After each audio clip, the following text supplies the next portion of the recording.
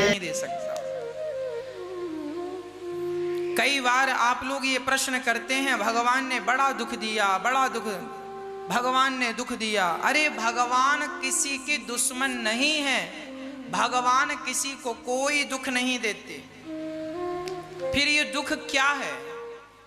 हमारे अपने कर्मों का फल हमें दुख के रूप में मिलता है। बुरे कर्म करते हैं उसका परिणाम दुख मिलता है, अच्छे कर्म करते हैं उसका परिणाम सुख मिलता है। हमारे परिणाम अच्छे बुरे कर्मों के ही सुख और दुख के रूप में परिणत होते हैं। भगवान किसी को दुख में नहीं डालते, ना दुख देते हैं। एक सज्जन ने बड़ा अद्भुत प्रश्न कर दिया, बोले महाराज जी एक बात बताइए, हम सुनते आए हैं कि भगवान की मर्जी के बिना पत्ता नहीं हिलता। यदि सब कुछ भगवान करते हैं तो क्या चोरी करने वाला चोर, क्या वो भी भगवान की मर्जी से होती है?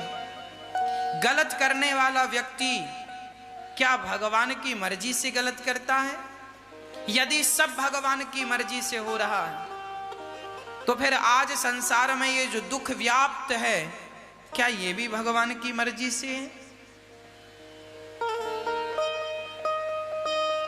हमने उत्तर दिया, भैया इस प्रश्न का उत्तर समझने के लिए एक छोटी सी कहानी सुननी पड़ेगी। एक व्यक्ति है, उसके पास एक बढ़िया सी गाड़ी है, 4 चक्के की। उसका एक ड्राइवर है। मालिक ने अपने ड्राइवर से कहा, जाओ गाड़ी लेकर रेलवे स्टेशन जाओ, वहां से हमारे यात्री आए हैं रिश्तेदार, उनको लेकर आओ। मालिक की इच्छा से गाड़ी चलती है। मालिक बोलता है गाड़ी रेलवे स्टेशन जाओ लेकर, तो ड्राइवर रेलवे स्टेशन जाता है। मालिक बोलता है गाड़ी लेकर एयरपोर्ट जाओ, तो एयरपोर्ट जाता है। मालिक बोलता है गाड़ी लेकर बाजार जाओ, फलाना सामान लेकर आओ। गाड़ी चलती है पर मालिक की मर्जी से। आज ड्राइवर गया रेलवे स्टेशन के लिए, रास्ते में उसका बैलेंस बिगड़ा और गाड़ी ले जाकर गहरी सी खाई में गिर गई,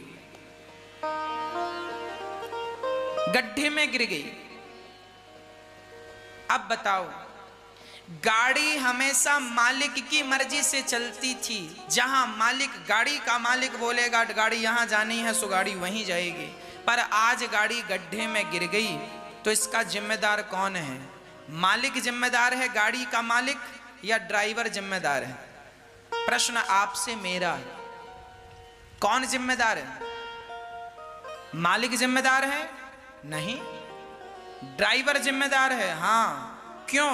क्योंकि ड्राइवर के पास ब्रेक भी था और गाड़ी चलाने का सेंस भी था, समझ भी थी। तुमने ठीक से गाड़ी क्यों नहीं चलाई? समय पर ब्रेक क्यों नहीं दबाया? समय से गाड़ी कंट्रोल क्यों नहीं की? अब गाड़ी खाई में चली गई, एक्सीडेंट हो गया, उसका जिम्मेदार मालिक नहीं होगा, उसका जिम्मेदार ड्राइवर होगा। उसी प्रकार ये संसार परमात्मा रूपी मालिक का है। ये संसार परमात्मा रूपी मालिक से चल रहा है, पर हम सभी ड्राइवर हैं। ये संसार भगवान का है, वही चला रहे हैं अपने ढंग से, पर आप और हम ड्राइवर हैं। हमारे पास सोचने, समझने और निर्णय लेने की क्षमता है। हमें पता है, कोई आपसे कहे कि कुएं में कूद जाओ, तो क्या आप कूदेंगे?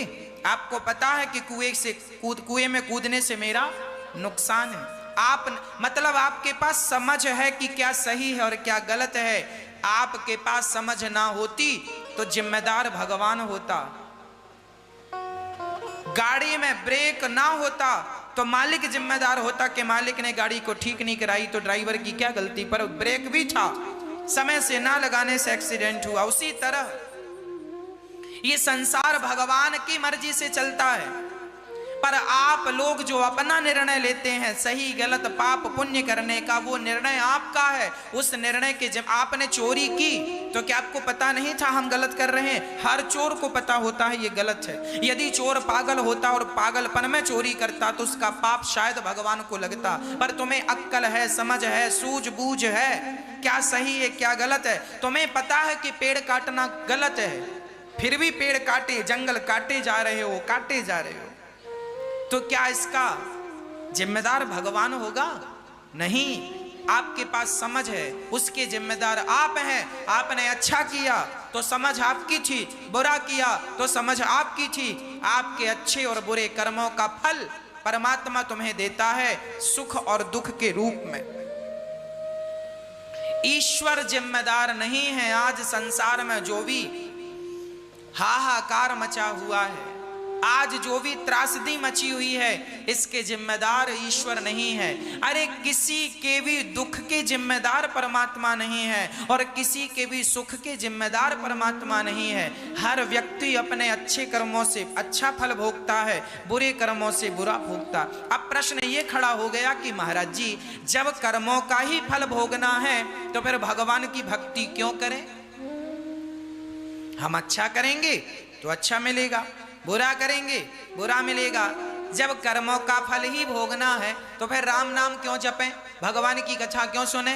भगवान का नाम जपने से क्या फायदा? तो सुनो, ये तो सच है कि हमारे अपने कर्मों का फल हमें मिलता है।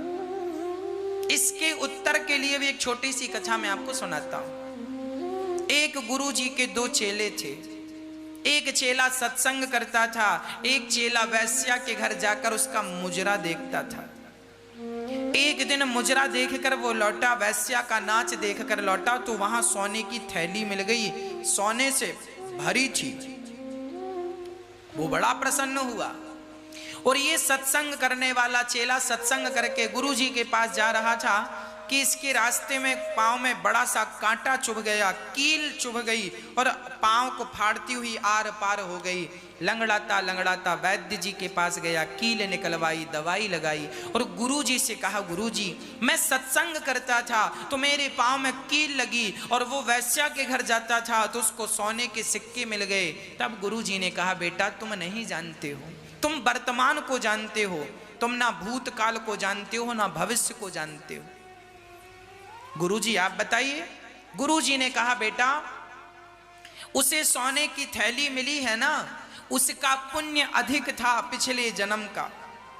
आज के दिन उसे राजा बनना था, राजा को खजाने मिलने वाले थे इसको, पर इसने वैश्या के घर जा जा करके कुसंग कर करके अपना सारा पुण्य नष्ट कर लिया।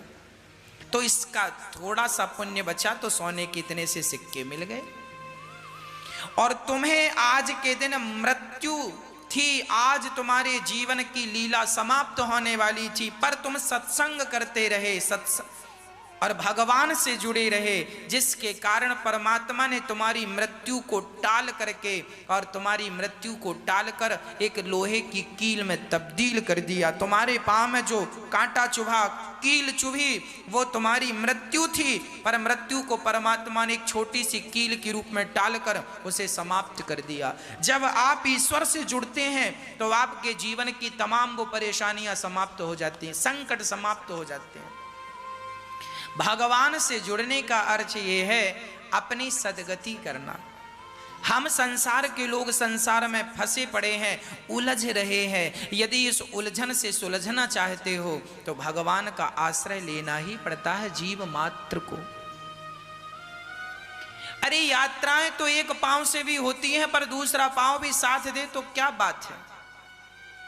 अरे बच्चे तो माँ के बिना भी जिंदा रह लेते हैं, पाल पोस के कोई ना कोई बड़ा कर देते हैं, पर माँ का प्यार मिले तो बात ही अलग है। उसी प्रकार भगवान के बिना भी जिंदगी जी जा सकती है, पर भगवान का चिंतन, भगवान के साथ जिंदगी जिया जाए तो क्या नुकसान है।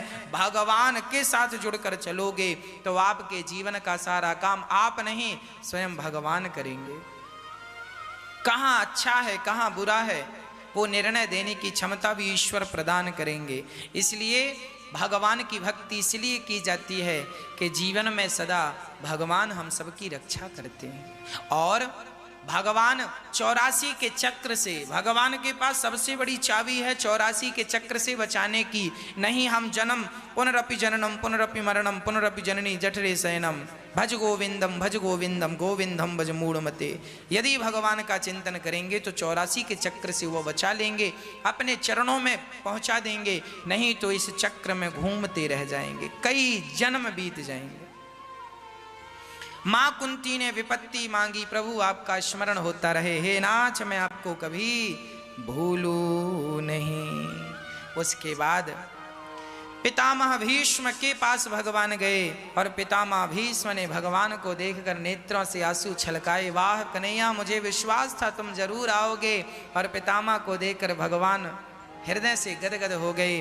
पितामह भीष्म का दर्शन करते हैं और पितामह पांडवों को उपदेश करते हैं।